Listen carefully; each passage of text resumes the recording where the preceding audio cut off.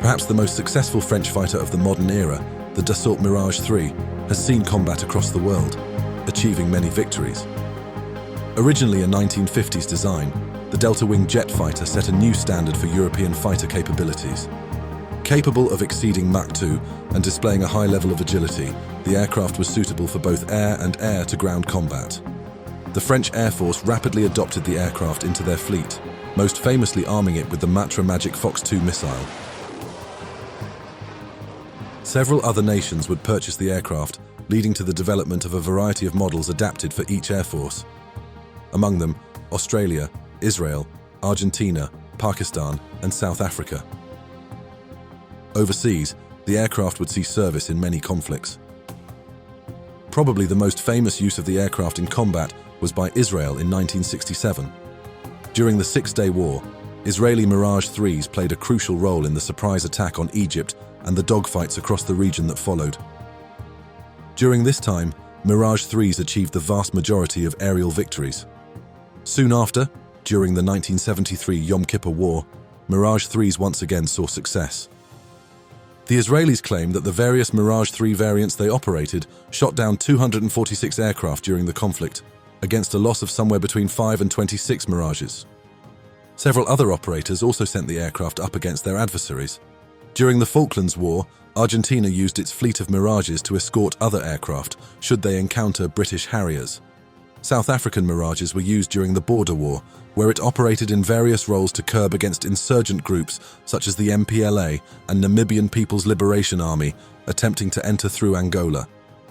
During the 1971 India-Pakistan War, the Pakistani Air Force employed the type to fight against Indian Air Force Hawker Hunters, Canberra bombers, and Sukhoi 7s. Several air forces who operated the Mirage III had the choice of upgrading to the newer Mirage F1, such as South Africa. However, other air forces would opt for American designs or simply continue operating the old airframe. As late as 2019, the Pakistani Air Force was still operating the Mirage III on combat missions, striking targets in the Kashmir region.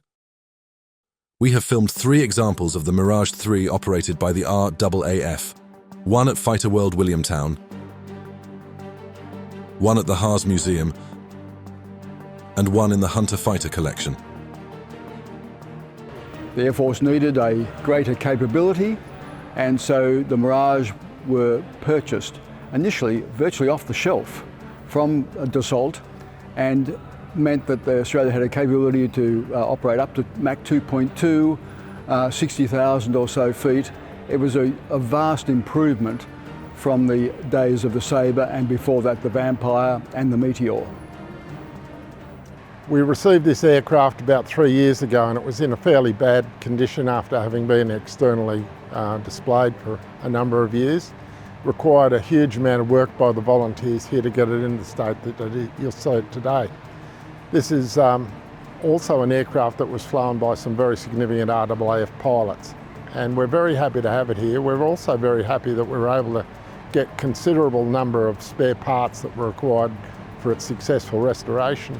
I got introduced to my favourite aeroplane, the Mirage III. I flew it for 15 years, and it's like every new sports car you ever jump into. It's the first love of your life, so it was fantastic.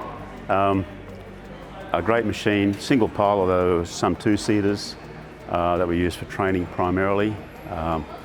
And what they did with the 2-seater, they took the radar away. The radar sits in the nose cone here, and moved a fuel tank behind the cockpit out, and that's where they put the second seat. So it didn't have the capability of a single-seat aeroplane.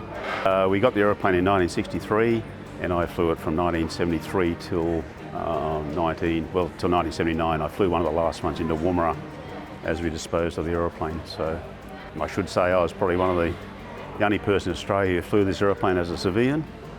I was flying it at the same time I was flying the F-18 as a civilian. So this aeroplane was a challenge to fly precisely.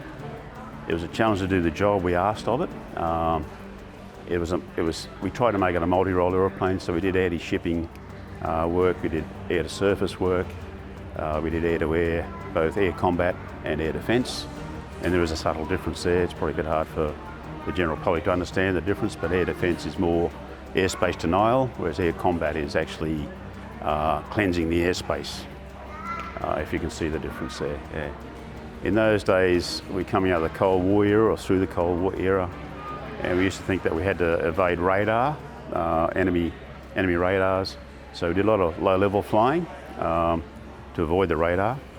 That was demanding. We did some of that at night in bad weather.